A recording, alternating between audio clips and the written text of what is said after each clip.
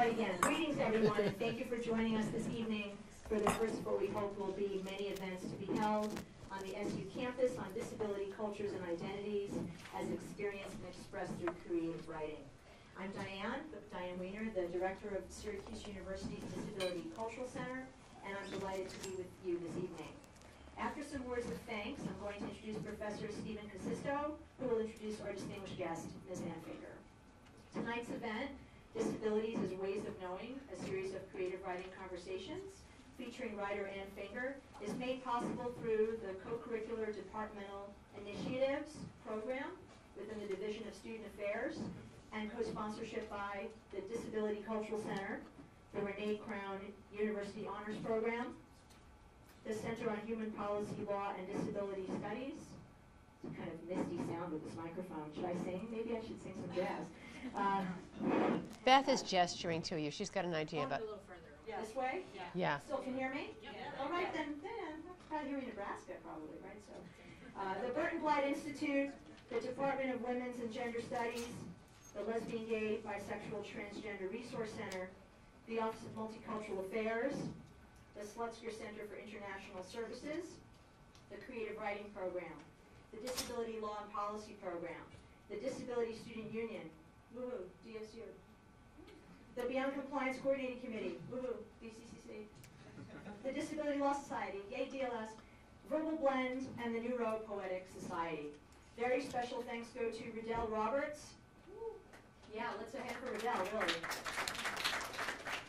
Rachel Zuval-Ruggieri, Cindy Colavita, talking's good, you can touch her. Monique Godwin, Linda Zimack, Cedric Bolton, Alex Umstead, Joel Whitney, Neil Coffey, and the crew filming tonight from the video production unit.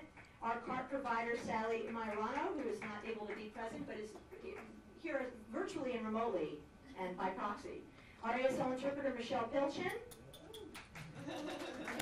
Tara Sweezy from Aurora, Leah Danica, Gerard McTeague, and everyone else who helped to coordinate tonight's event, everything associated with preparations for Ann's visit, of course, and as well as the student luncheons coordinated for Ann and hosted with her.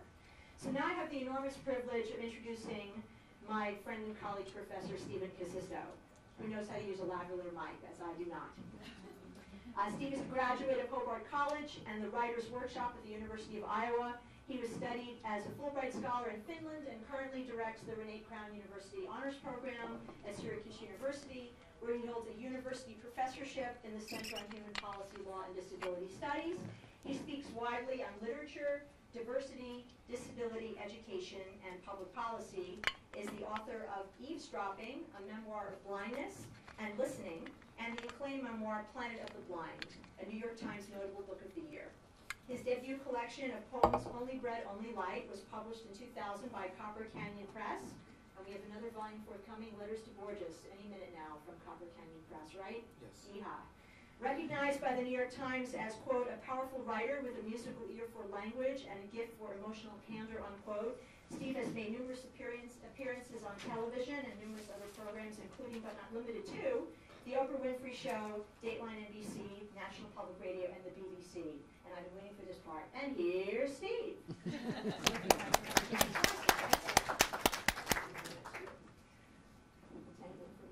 Yeah, you should have seen me on Animal Planet.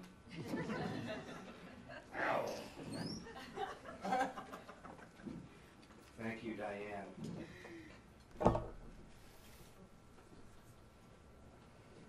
What does embodiment mean in literary terms?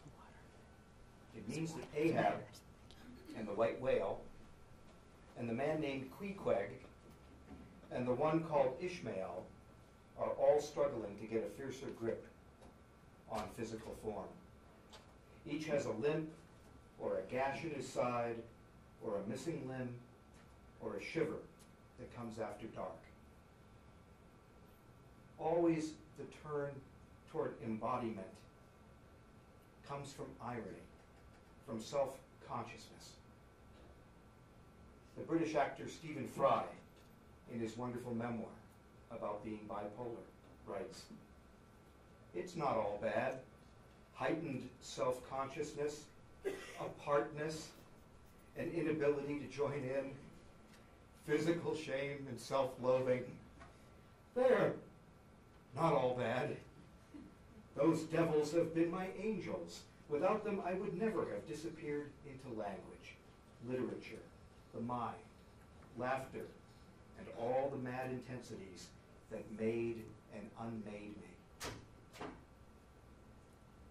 And here's a quote from Herman Melville, no stranger to thinking about disabilities. Quote, "Consider them both, the sea and the land, and do you not find a strange analogy to something in yourself?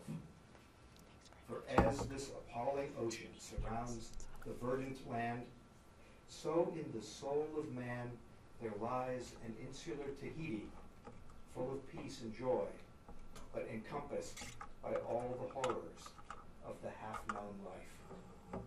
God keep them. Push not off from that isle, thou canst never return." Embodiment is a practice, the willful deployment of language that both makes and unmakes us. Anne Finger exemplifies the literary arts of making and unmaking over and over again in terms that are at once lyrical, full of history, full of cultural analysis, reportage, stream of consciousness, and perhaps most important of all, what Tom Wolfe calls the building block of good nonfiction, scene-by-scene construction. Anne Finger is the winner of the Prairie Schooner Prize in Fiction for her recent collection of short stories, Call Me Ahab. If you don't know this collection, you must. Race out and get it. You can even buy it from Amazon. Buy it tonight, probably. Yeah. Anne Finger is also the author of Elegy for a Disease, a personal and cultural history of polio. And a book I really admire, Past Due, a story of disability, pregnancy, and birth.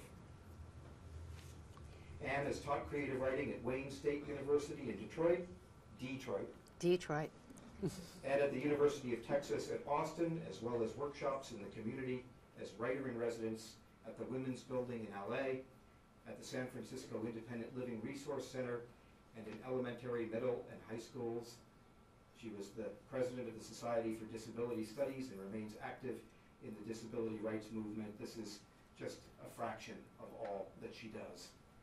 It is a privilege to have her here at Syracuse. She spoke to my honors class in nonfiction writing in memorable and powerful ways just a short time ago. I am really thrilled to be able to give her a big, warm, orange welcome.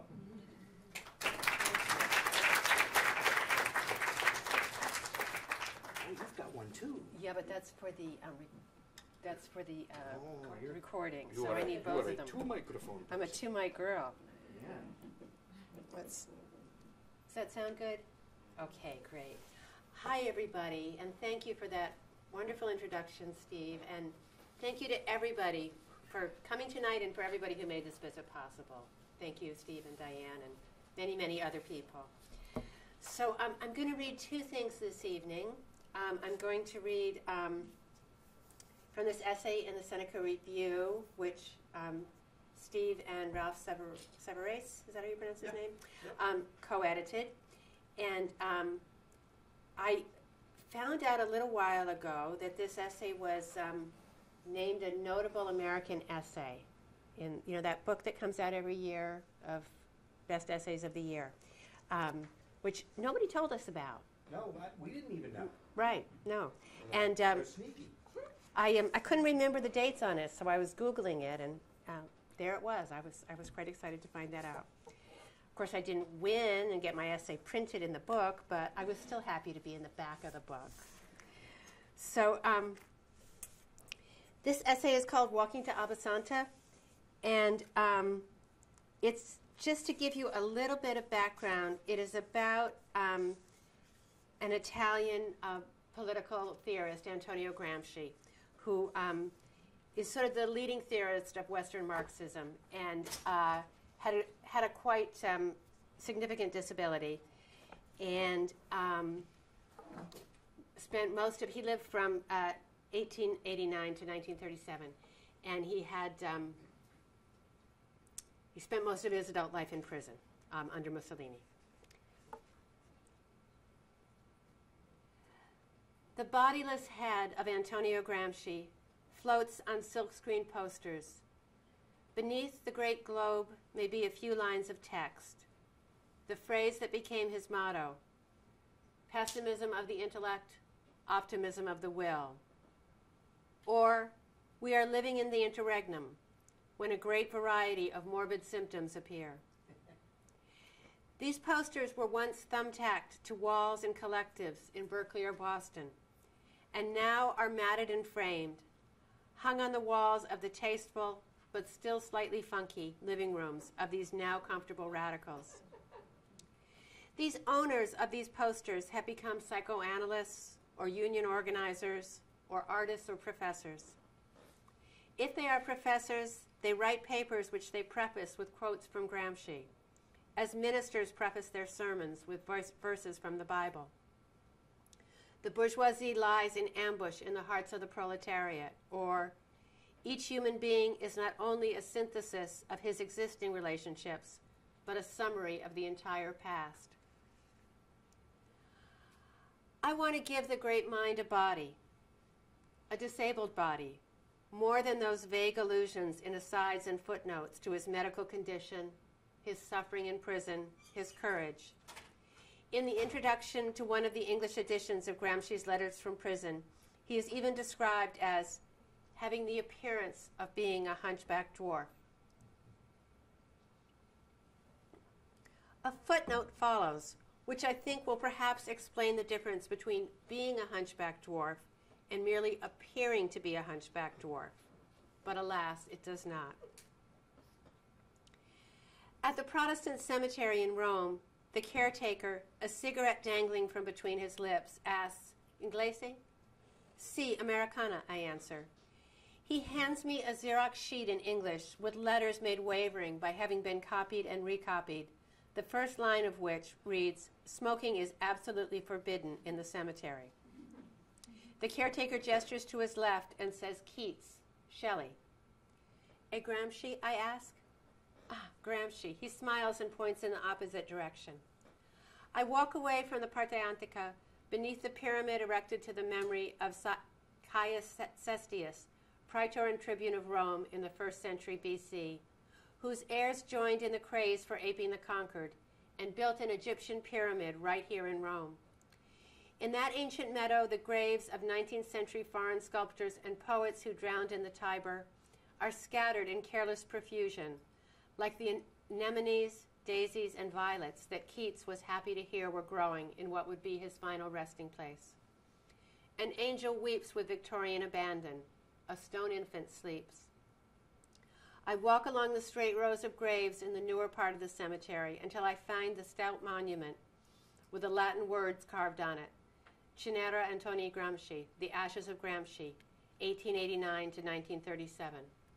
A body of words, then.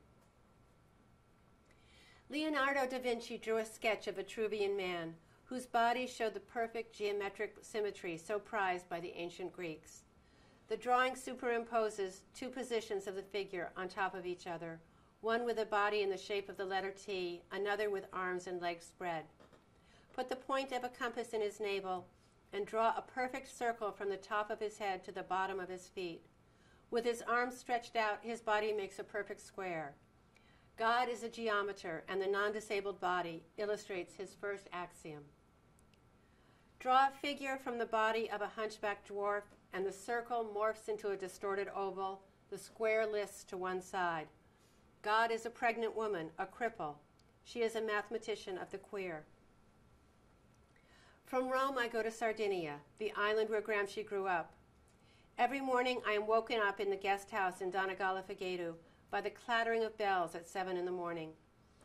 I imagine a mother of giants banging a wooden spoon inside an enormous black kettle to rouse her 7 lazy giant sons. Over coffee, just baked bread, spread with marmalade made with bitter honey, I communicate telegraphically with my landlady. "Oggi a Gelarza, a casa Gramsci?" Sí, Casa Gramsci. El treno? No, l'autobus. Ah, l'autobus. I caught a ride into town with a couple of German tourists from the same guest house. Traveling made me a child again. I sat in the back seat of their BMW and stared at the ruddy brown necks creased with white of these two grown-ups who had been methodically roasting themselves on the beach ever since they arrived on the island. A child listening to the only occasionally comprehensible speech of the mysterious adults. They dropped me near the bus station. I counted out the unfamiliar Italian money, clutching my bus fare in my hand.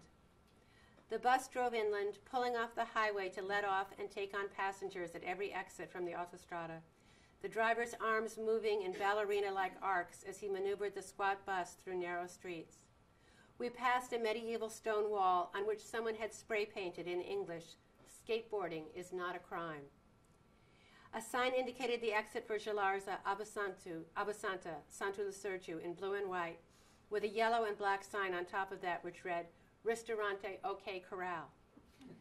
The bus stopped, I'm not making this up, could I make this up? The bus stopped in Avasanta. I boarded a second bus for Galarza. I wasn't sure where to get off that bus or how to ask, so when I saw a yellow and black sign with the words Casa Gramsci and an arrow, I rang the bell and made my way down the aisle.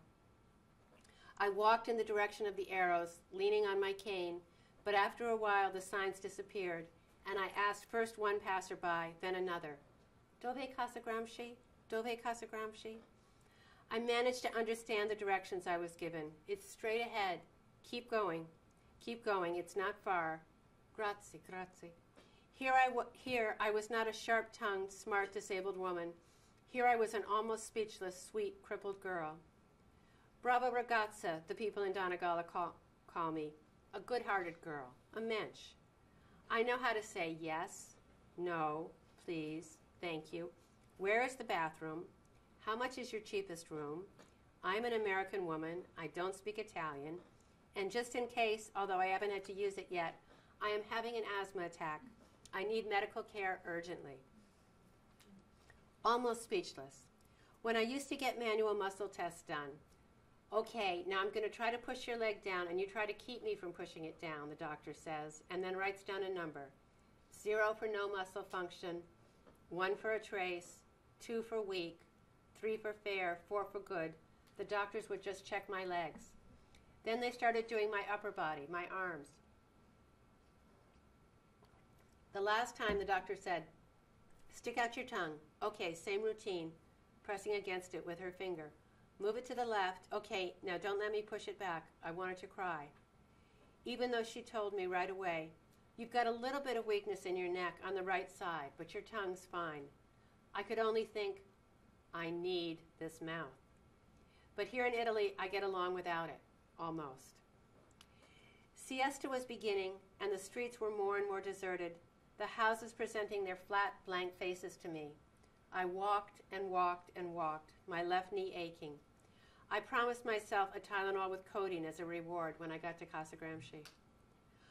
Although polio affected both my legs, my left has always been much stronger than my right, so my body has always been neatly divided in two. My left leg was good, and my right leg bad. My right leg is a flapper, swinging through life free and easy, never doing any work, just along for the ride. We could call her Claire, a bright and tinkly name. A year ago, when she went through her midlife crisis, and a doctor said to me, "I can't promise you're not going to lose that leg," that had seemed perfectly apt for her. She was the gal who might go out for the proverbial pack of cigarettes one night and then, one thing leading to another and then another, end up by never coming home. But my left leg, we'll call her Sonia. That's Stakhanovite. She worked and worked and worked. I saw a movie she starred in once. I think it was at the Orson Welles in Cambridge, Mass., or maybe it was at the Electric Cinema in Notting Hill Gate in London. She played a Russian soldier who took out 3 Nazi tanks with a rifle. It wasn't until 20 minutes into the film, when she pulled off her cap and shook her long blonde hair loose, that the audience even realized she was female. I saw her again just a few weeks ago when I went to visit the city Mussolini had built south of the Tiber. She posed for a statue of a muscled consul of imperial Rome. This gal could wade the Tiber, she could cross the Rubicon.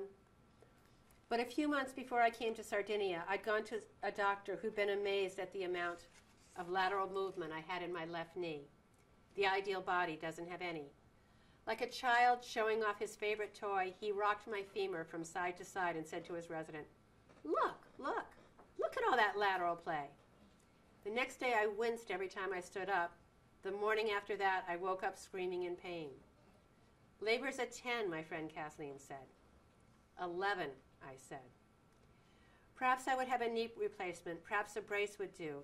In the meantime, another doctor sent me off to Italy with a bottle of Tylenol with codeine. The Galarza I was walking through was nearly 100 years removed from the Galarza Gramsci had lived in.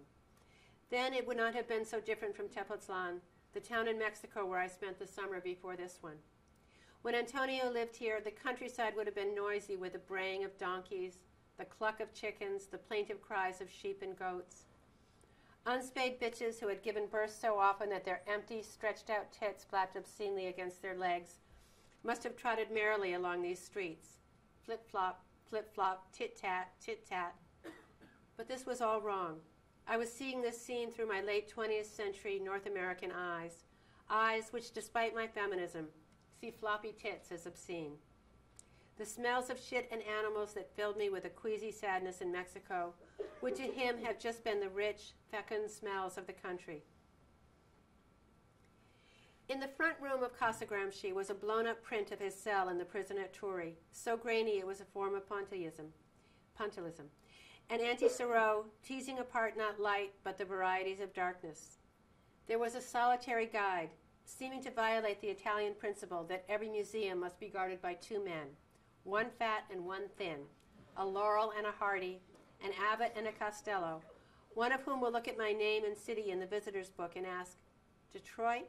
Furrowing his brow, to which I will respond, Detroit Pistons, and mime the action of dribbling a basketball, at which they will both smile and say, see, Detroit Pistons. But this solo guide had heard of Detroit. It's the Turin of America. He kept talking and talking to me. I could understand every third or fourth word he said. One room was filled with books, with brown paper covering the windows to keep the sun from fading them. The guide told me these were all books by and about Gramsci, translations of his work into Japanese, English, Chinese. We climbed the narrow stairs without a railing. The guide took my arm. I didn't know how to say in Italian, "No, thank you, that just makes it harder for me to walk," so I said nothing. The house, transformed into a museum, had the serene lack of clutter that houses of the well-to-do can muster. I filled it up with the sounds of the 7 Gramsci children, the smells of diapers and of oranges stewing with bitter honey for marmalade. I imagined rooms so crammed with furniture that you had to crawl across a bed to reach a dresser. Back downstairs, I saw the thing I had come all this way to see. In Mexico, it was not the visit to the house of Frida Kahlo, where I'd expected to be moved, walking through the rooms I had seen so often in photographs that I could say, yes, there are the miniature cups on the wall. There's her painted body cast. It wasn't there, but at a haphazard visit to Casa Trotsky, because it was just a few blocks away, and I thought I might as well.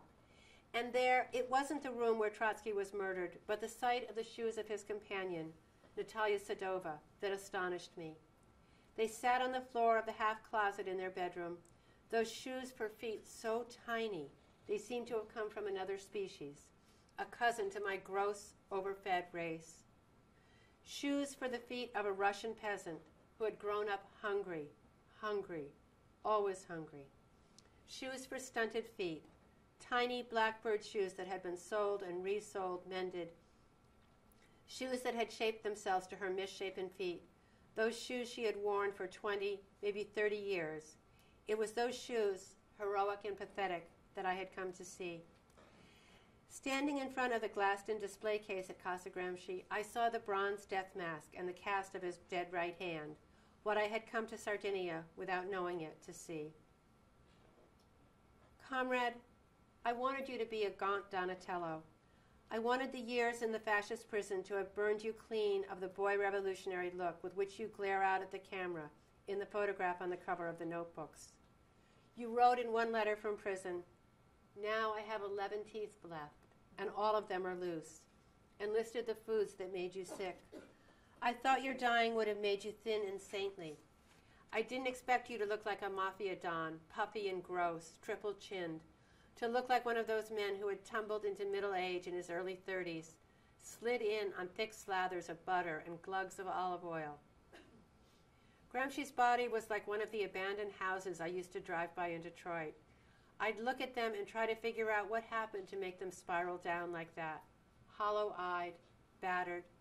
What makes the spirit go out of a place? The guide pointed out the 2 stone balls that Gramsci exercised with. "Gobetto," he said, "hunchback." Si, I know he was a hunchback. That's what brought me here. I am a very short man, but he was much shorter than me, the guide said, holding his hand at the level of his shoulder. And then, only 20 or 25 minutes after I got there, I left. I had promised myself a cab from Galarza to Abasanta, but there were none around, and so I walked and walked and walked. I tried to keep myself in the sliver of shade cast by the houses that abutted the narrow sidewalk. I stopped, not so much to draw a deep breath as to press my hand against my hard-beating heart, to feel the sweat that had collected on my chest, mottled my silk blouse. Like a high fever registered on a thermometer, it was an outer confirmation of an inner state. Yes, you are working hard, old girl. A woman standing in the doorway of a house opposite stared frankly and openly at me, as she had been doing ever since I entered her field of vision. She stared at me as I passed her, and although I did not look back, I am sure she stared at me until I disappeared, this strange limping foreigner in this place far inland where few tourists come. I started to walk again, feeling proud of myself for making this difficult journey, walking from Galarza to Abasanta, making my way alone through the Sardinian countryside. A hardy soul who would do my New England ancestors proud, living on less than 20,000 lira, about $13 a day, on good country panna, espresso, oranges, cherries, latte, formaggio, and agua minerale, and Tylenol 3, which perhaps my New England ancestors wouldn't approve of so heartily.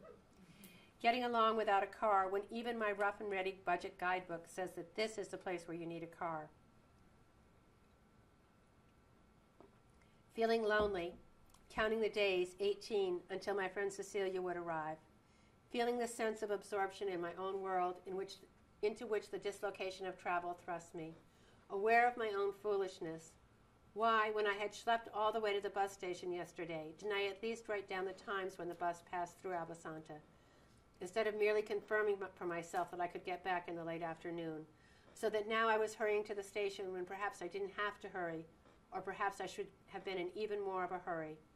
At that moment, when I straightened myself up and began again my walk toward the train, I saw that boy trudging this same path nearly 100 years before. A hunchback boy trudged along under the relentless Sardinian sun. He was walking from his village, Galarza, to the next, Abasanta. The bell in the squat church in the square behind him clanged out the hour with a single flat bong. He stopped, balanced 4 cumbersome tax ledgers on the garden wall of one of the fine houses he was passing, pulled a yellowed handkerchief from his pocket and dabbed his brow. His father had been sent to prison years before, sacrificed by his own faction to another, in a bureaucratic intrigue as intricate as those of the court of Louis XIII, although the part of Cardinal Richelieu was played by a pig farmer. On account of the father's imprisonment, the family was impoverished, and so the boy was forced to go to work in the tax office, to walk between one office and the other, using dry riverbeds because there were no roads. The boy claimed to remember almost nothing of his father, but when he made this gesture, dabbing at his forehead with a folded handkerchief, he could sense his father's hand moving through his. He was no longer a schoolboy who swept the back of his hand across his brow. A year ago, when he was 12, the first sprouts of his pubic hair appeared, and he had felt a quirky pride and a sense of amazement. His body, too, would turn into a man's. He straightened himself up, pulled his shirt, sticky with sweat, away from his chest, swallowed hard to soothe his parched throat, picked up his 4 awkward ledgers, and started to walk. He thought of the spigot some 200 meters distant, where he would be able to stop and get a drink of water, sit down on a stone bench. It seemed a long way away. The hunchback boy, trudging along under the unrelenting Sardinian sun, could not imagine that these rainless summers, much crueler than the winters, wilting the crops and sending the sheep mad with the heat, would someday make this island a paradise. Foreigners will come to this clump of dirt, the dirt God had left over when he finished making the world, and threw down in the middle of the mocking sapphire waters of the Mediterranean. The people who grew from this rocky soil will sell the tourists who come to lie in the sun plastic sunglasses and rush mats and suntan lotion and hot dogs and flip-flops made in the People's Republic of China. Like all the islanders, the boy feared and hated the sea. It had brought them nothing but invaders, and it left in its wake the sluggish sea swamps breeding mosquitoes, which left a fog of malarial lethargy over the whole island. It was 1904. Antonio could not imagine the tourists who would arrive in their Fiats and Audis and BMWs, carrying luggage, genuine leather or knockoff vinyl, crammed with T-shirts emblazoned with the names of American universities, bicycling shorts, bathing suits of neon pink, green, yellow, their radios blaring Pink Floyd and Italian remakes of American rock and roll oldies. They will barrel along the autostrada, past the signs that will say Galarza Abasanta Santo Sergio in blue and white, with a yellow and black sign on top of that directing them to the Ristorante OK Corral. The music coming over their car radios will be broken up by the news broadcasts. Italy has banned neo-fascist skinhead rallies. In the former Soviet Union, a special health commission has issued a report on malnutrition among old-age pensioners. The boy could not imagine either Soviets or fascists, never mind neo-fascists, the post-Soviet world. Nor could he imagine that the street he was now walking along will be renamed after him, Via Antonio Gramsci. In fact, that in nearly every town and city on this island, there will be a via, corso, or piazza bearing his name. He reaches the spigot, fills his cupped hands with water, and sits down on the stone bench, his feet dangling above the earth, his back aching. Later on, he will write about how relations of power are embedded everywhere. But for now, this knowledge is only the pain as he sits on this seat, made for normal men. Thank you.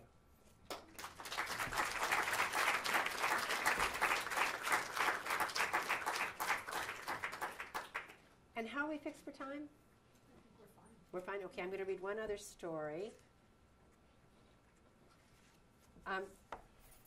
This story is called Helen and Frida, and it grows out of a experience that a lot of people who are disabled as children have, which is being at home, watching television alone. In my case, it was after surgery. I knew this had been a very formative experience in my life, and I started to write about it for this short story collection and trying to do it sort of straight ahead in some of the movies I'd actually seen, and I ended up making it weirder. You need some more water? No, I've got plenty of water, thank you, but I should probably have a drink right now before I start. I'm lying on the couch downstairs in the TV room in the house where I grew up, a farmhouse with sloping floors in upstate New York. I'm 9 years old. I've had surgery and I'm home, my leg in a plaster cast. Everyone else is off at work or school. My mother recovered this couch by hemming a piece of fabric that she bought from a bin at the Woolworths in Utica. Bargains, bargains, bargains, remnants priced as marked, and laying it over the torn upholstery. Autumn leaves, carrot, jaundice, brick, drift sluggishly across a liver-brown background. I'm watching the $1 Million movie on our black and white television. Today it's Singing in the Rain. These movies always make me think of the world that my mother lived in before I was born. A world where women wore hats and gloves and had cinched waist suits with padded shoulders as if they were in the army. My mother told me that in The Little Colonel, Shirley Temple had pointed her finger and said, "As red as that rose bush over there." And then the roses had turned red, and everything in the movie was in color after that. I thought that was how it had been when I was born. Everything in the world becoming both more vivid and more ordinary, and the black and white world, the world of magic and shadows, disappearing forever in my wake. Now it's the scene where the men in blue jean coveralls are wheeling props and sweeping the stage, carpenters shouldering boards, moving behind Gene Kelly as Don Lockwood and Donald O'Connor as Cosmo. Cosmo is about to pull his hat down over his forehead and sing "Make 'em Laugh," and hoof across the stage, pulling open a door only to be met by a brick wall, careening up what appears to be a lengthy marble-floored corridor, but is in fact a painted backdrop. Suddenly, all the color drains from the room, not just from the mottled sofa I'm lying on, but also from the orange wallpaper that looked so good on the shelf at Streeter's and was only $1.29 a roll. The chipped blue willow plate. Everything's black and silver now. I'm on a movie set, sitting in the director's chair. I'm grown up suddenly, 18 or 35. Places, please. Quiet on the set. Speed, the sound man calls, and I point my index finger at the camera. The clapper claps the board, and I see that the movie we are making is called Helen and Frida. I slice my finger quickly through the air, and the camera rolls slowly forward toward Helen Keller and Frida Kahlo, who are standing on a veranda with balustrades that appear to be made of carved stone, but are in fact made of plaster. The part of Helen Keller isn't played by Patty Duke this time. There's no miracle worker wild child to spunky rebel in under 100 minutes. No grainy film stock, none of that Alabama sun that bleaches out every soft shadow, leaving only harshness, glare. This time, Helen is played by Jean Harlow. Don't laugh. Set pictures of the two of them side by side and you'll see that it's all there. The fair hair lying in looping curls against both faces, the same broad-cheeked bone structure. Imagine that Helen's eyebrows are plucked into a thin arch and penciled, lashes mascara top and bottom, lips cloisonné vermilion. Put Helen in pale peach mousseline de soie, hand her a white gardenia, bleach her hair from its original honey blonde to platinum like Harlow's was, recline her on a bombshell chaise with a white swan gliding in front, a palm fan being waved overhead, while an ardent lover presses sweet nothings into her hand. I play the part of Frida Kahlo. It isn't so hard to imagine that the two of them might meet. They moved, after all, in not-so-different circles, fashionable and radical. Helen Keller meeting Charlie Chaplin and Mary Pickford, joining the Wobblies, writing in the New York Times, "I love the red flag, and if I could, I should gladly march it past the offices of the Times and let all the reporters and photographers make the most of the spectacle." Frida, friend of Henry Ford and Sergei Eisenstein, painting a hammer and sickle on her body cast, leaving her bed in 1954, a few weeks before her death, to march in her wheelchair with a babushka tied under her chin, protesting the overthrow of the Arbenz regime in Guatemala. Of course, the years are all wrong. But that's the thing about the $1 Million Movie. During Frank Sinatra week, on Monday Frank would be young and handsome, and it happened in Brooklyn. On Tuesday, he'd have gray temples and crow's feet, be older than my father. On Wednesday, be even younger than he had been on Monday. You could pour the different decades in a bowl together and give them a single quick fold with a smooth edge of a spatula, the way my mother did when she made black and white marble cake from 2 Betty Crocker mixes. It would be 1912, and Big Bill Haywood would be waving the check Helen had sent over his head at a rally for the Little Falls Strikers, and you, Frida, would be in the crowd, not as a 5-year-old child, before the polio, before the bus accident, but as a grown woman, cheering along with the strikers. Half an inch away, it would be August 31st, 1932, and both of you would be standing on the roof of the Detroit Institute of the Arts, along with Diego, Frida looking up through smoked glass at the eclipse of the sun, Helen's face turned upward to feel the chill of night descending. Let's get one thing straight right away. This isn't going to be one of those movies where they put their words into our mouths. This isn't Magnificent Obsession. Blind Jane Wyman isn't going to blink back a tear when the doctors tell her they can't cure her after all, saying, and I thought I was going to be able to get rid of these, gesturing with her ridiculous rhinestone-studded cat's-eye dark glasses. And we think, really, Jane? She's not going to tell Rock Hudson she can't marry him. I won't have you pitied because of me. I could only be a burden.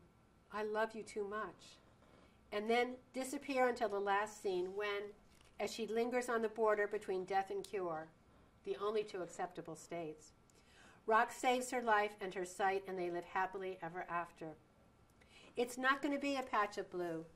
When the sterling young Negro hands us the dark glasses and in answer to our question, "But what are they for?" says, "Never mind, put them on." We're not going to grab them, hide our stone Medusa gaze, grateful for the magic that's made us a pretty girl. This isn't Johnny Belinda. We're not sweetly mute, surrounded by an aura of silence. No, in this movie, the blind women have milky eyes that make the sighted uncomfortable. The deaf women drag metal against metal, oblivious to the jarring sound, make odd cries of delight at the sight of the ocean, squawk when we are angry. So now the two female icons of disability have met. Helen, who is nothing but, who swells to fill up the category. Sweet Helen with her drooping dresses covering drooping bosom, who is blind and deaf, her vocation. And Frida, who lifts her skirt to reveal the gaping cunt-like wound on her leg, who rips her body open to reveal her back, a broken column. Her back corset with its white canvas straps framing her beautiful breasts, her body stuck with nails. But she can't be disabled, she's sexual. Here stands Frida, who this afternoon, in the midst of a row with Diego, cropped off her jet black hair. "Now see what you've made me do?" And has schlepped herself to the ball in one of his suits. Nothing Dietrichish and coy about this drag. Diego won't get to parade his beautiful wife. Now she's snatched up Helen and walked with her out onto the veranda. In the other room, drunken Diego lurches, his body rolling forward before his feet manage to shuffle themselves ahead on the marble floor, giving himself more than ever the appearance of being one of those children's toys, bottom weighted with sand, that, when punched, roll back and then forward, an eternal red grin painted on its rubber face. His huge belly shakes with laughter, his laughter a gale that blows above the smoke, curling up toward the distant gilded ceiling, gusting above the knots of men in tuxedos and women with marcelled hair, the black of their satin dresses setting off the glitter of their diamonds. But the noises of the party, Diego's drunken roar, will be added later by the Foley artists. Helen's 36. She's just come back from Montgomery. Her mother had dragged her down there after she and Peter Fagan took out a marriage license, and the Boston papers got hold of the story. For so many years, men had been telling her that she was beautiful, that they worshipped her, that when Peter declared himself in the parlor at Wrentham, she'd at first thought this was just more palaver about his pure love for her soul. But no, this was the real thing, carnal and thrilling and forbidden. "How could you?" her mother said. "How people will laugh at you." The shame, the shame. Her mother whisked her off to Montgomery, Peter trailing after them. There her brother-in-law chased Peter off the porch with a good old Southern shotgun. Helen's written her poem. "What earthly consolation is there for one like me, whom fate has denied a husband and the joy of motherhood? I shall have confidence as always that my unfulfilled longings will be gloriously satisfied in a world where eyes never grow dim nor ears dull." Poor Helen, waiting to get fucked in heaven. Not Frida. She's so narcissistic. What a relief to Helen. None of those interrogations passing for conversation she usually has to endure. After the standard pile of praise is heaped upon her, "I've read your book 5, 10, 20 times. I've admired you ever since." Come the questions. "Do you mind if I ask, is everything black? Is Annie Sullivan always with you?" No, Frida launches right into the tale of Diego's betrayal. "Of course, I have my fun too, but one doesn't want to have one's nose rubbed in the shit," she signs into Helen's hand. Helen is delighted and shocked. In her circles, Free love is believed in, spoken of solemnly, dutifully. Her ardent young circle of socialists wants to do away with the sordid marketplace of prostitution, bourgeois marriage, where women barter their hymens and throw in their souls to sweeten the deal. Helen has read Emma. She has read Isadora. She believes in a holy, golden monogamy, an unfettered eternal meeting of two souls in flesh. And here Frida speaks of the act so casually that Helen, like a timid schoolgirl, stutters, You really? I mean, the both of you? Frida throws her magnificent head back and laughs. Yes, really, Frida strokes gently into her hand. He fucks other women and I fuck other men and other women. F-U-C-K, Helen asks. What is this word? Frida explains it to her. Now I've shocked you, Frida says. Yes, you have. I suppose it's your Latin nature. I'm not in the director's chair anymore. I'm sitting in the audience of the Castro Theater in San Francisco watching this unfold. I'm 27. When I was a kid, I thought being grown up would be like living in the movies. That I'd be Rosalind Russell and Sister Kenny riding a horse through the Australian outback, or that I'd dance every night in a sleek satin gown under paper palms at the Coconut Grove. Now I go out to the movies 2, 3, 4 times a week. The film cuts from the two figures on the balcony to the night sky. It's Technicolor, pale gold stars against midnight blue. We're close to the equator now. There's the Southern Cross and the clouds of Magellan, and you feel the press of the stars, the mocking closeness of the heavens as you can only feel it in the tropics. The veranda on which we are now standing is part of a colonial Spanish palace built in a clearing in a jungle that daily spreads its roots and tendrils closer, closer. A macaw perches atop a broken Mayan statue and calls, I am queen, I am queen, I am queen. A few yards into the jungle, a spider monkey shits on the face of a dead god. Wait a minute. What's going on? Is that someone out in the lobby talking? But it's so loud. Dolores Del Rio strides into the film shouting, Latin nature? Who wrote this shit? She's wearing black silk pants and a white linen blouse. She plants her fists on her hips and demands, huh? Who wrote this shit? I look to my left, my right, shrug, stand up in the audience and say, I guess I did. Latin nature? And a white woman playing Frida? I should be playing Frida. You? Listen, honey. She's striding down the aisle towards me now. I know I filmed that Hollywood crap. 6 movies in 1 year. Crook Reformation romance. Romantic Klondike melodrama. California romance. Costume bedroom farts. Passion in a jungle camp among chickly workers. Romantic drama of the Russian Revolution. I know David Selznick said, I don't care what story you use, so long as we call it Bird of Paradise. And Del Rio jumps into a flaming volcano at the finish. They couldn't tell a Hawaiian from a Mexican from a lesbian. But I loved Frida and she loved me. She painted what the water gave me for me. At the end of her life, we were fighting, and she threatened to send me her amputated leg on a silver tray. If that's not love, I don't know what is. I'm still 27, but now it's the year 2015. The Castro's still there. The organ still rises up out of the floor with the organist playing San Francisco, Open Your Golden Gate. In the lobby, alongside the photos of the original opening of the Castro in 1927, are photos in black and white of lounging hustlers and leather queens, circa 1979. A photographic reproduction of the door of the women's room a few years later. If they can send men to the moon, why don't they? Underneath, in Braille, Spanish, and English, in the 1960s, the development of the felt-tip pen, combined with a growing philosophy of personal expression, caused an explosion in graffiti. Sadly unappreciated in its day, this portion of a bathroom stall, believed by many experts to have originated in the women's room right here at the Castro Theater, sold recently at Sotheby's for $5 million.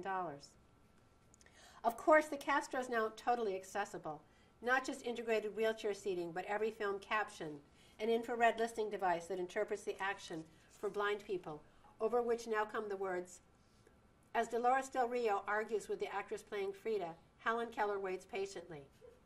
A woman in the audience stands up and shouts, patiently? What the fuck are you talking about, patiently? You can't tell the difference between patience and powerlessness. She's being ignored. The stage is stormed by angry women, one of whom leaps into the screen and begins signing to Helen. Dolores Del Rio's just come out and, enough already, someone in the audience shouts. Can't we please just get on with the story? Now that Frida is played by Dolores, she's long-haired again, wearing one of her white Tijuana skirts with a deep red shawl. She takes Helen's hand in hers, that hand that has been cradled by so many great men and great women. Latin nature, Frida says and laughs. I think perhaps it is rather your cold Yankee nature that causes your reaction. And before Helen can object to being called a Yankee, Frida says, but enough about Diego. It's the hand that fascinates Frida. In its infinite, unpassive receptivity, she prattles on. When she makes the letters Z and J in sign, she gets to stroke the shape of the letter into Helen's palm. She so likes the sensation that she keeps trying to work words with those letters in them into the conversation. The camera moves in close to Helen's hand as Frida says, here on the edge of the Yucatan jungle, one sometimes sees jaguars, although never jackals. I understand jackals are sometimes seen in Zanzibar. I had never been there, nor have I been to Zagreb, nor Japan, nor the Zermatt, nor Java. I have seen the Oaxacan mountains and Pultepec. Once in a zoo in Zurich, I saw a zebu and a zebra. Afterward, we sat in a small cafe and ate Cherry's Jubilee and a Zabaglione, I'm not sure how to pronounce that, washed down with glasses of Zinfandel. Or perhaps my memory is confused. Perhaps that day we ate jam on Zwieback crusts and drank a juniper tea, while an old Jew played a zither. Oh, says Helen. Frida falls silent. Frida, you painted those endless self-portraits, but you always looked at yourself level, straight on, in full light. This is different. This time your face is tilted, played over by shadows. In those self-portraits, you are simultaneously artist and subject, lover and beloved, the bride of yourself. Now here, in the movies, it's different. The camera stands in for the eye of the lover, but you're caught in the unforgiving blank stare of a blind woman. And now we cut from that face to the face of Helen. Here I don't put in any soothing music, nothing low and sweet with violins to make the audience more comfortable as the camera moves in for its close-up. You understand why early audiences were frightened by these looming heads. In all the movies with blind women in them, or let's be real, sighted women playing the role of blind women, Jane Wyman and Irene Dunn in the different versions of Magnificent Obsession, Audrey Hepburn in Wait Until Dark, we've never seen a blind woman shot this way before. Never seen the camera come in and linger lovingly on her face the way it does here. We gaze at their faces only when bracketed by others, or in moments of terror when beautiful young blind women are being stalked. We've never seen before this frightening, blank, inward turning of passion, a face that has never seen itself in the mirror, that does not arrange itself for consumption.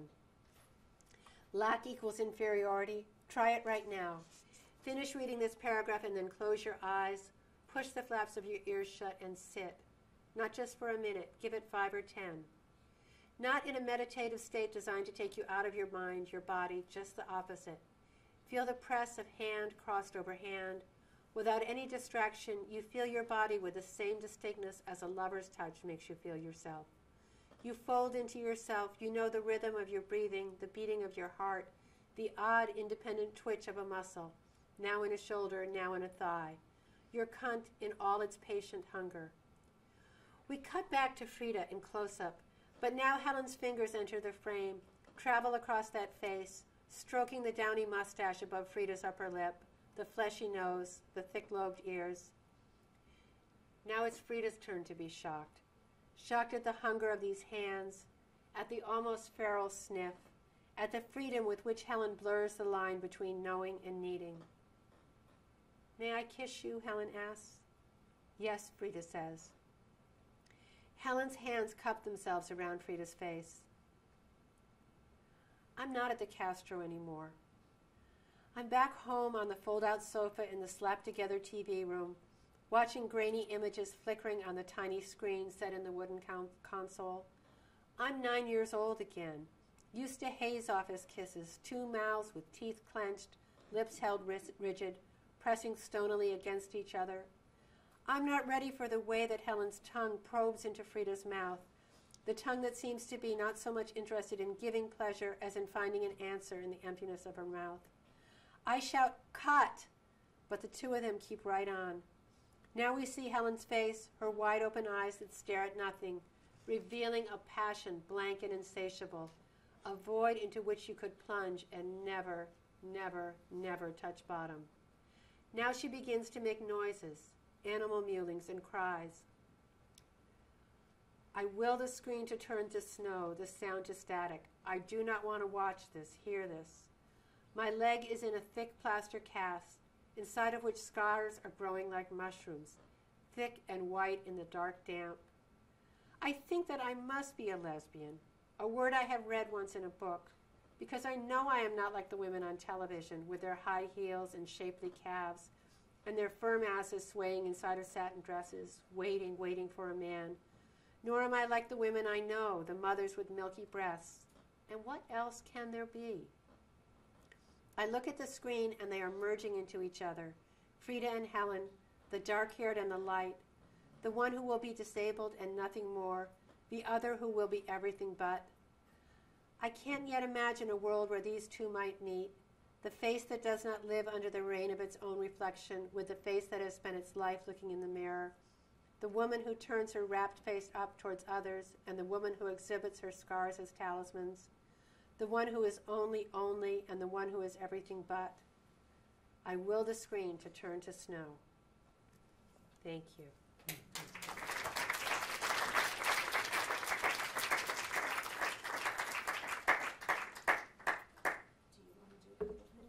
Sure.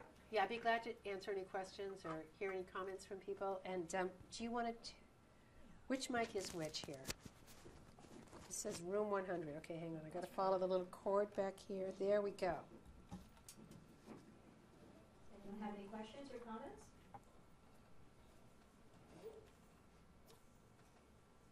I will make a comment that I love the deep empathy for both Frida and Helen in that story. You get pretty far inside them in ways that contradict the easy and glib, representations. Just really, really well done. Oh, thank you, Steve.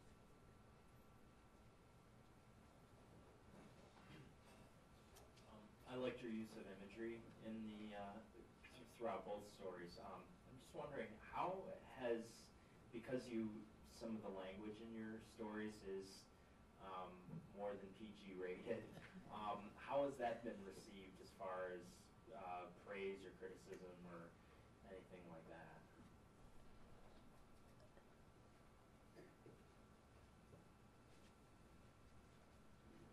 I think it hasn't been much of an issue. There was one story I had published earlier in a magazine called Kaleidoscope where they wanted me to clean up my language, and I did a little bit, and I kind of wish I hadn't done it. I also feel like language today is so different than when I was growing up. It's I mean, kids hear the word "fuck" all the time. It's not such a shocking thing. It's kind of funny. My son was his high school play was the vagina monologues, and I said, if you had said the word vagina when I was in high school, you would. I'm not kidding. You would have been expelled from school, or at least suspended and probably sent to a psychiatrist. And so I don't know. It hasn't been an issue that much. Any other questions or comments? Okay, another round of applause for her. Thank you so much. So the bookstore is here, I'm hoping, outside with some books at a table, and there's lots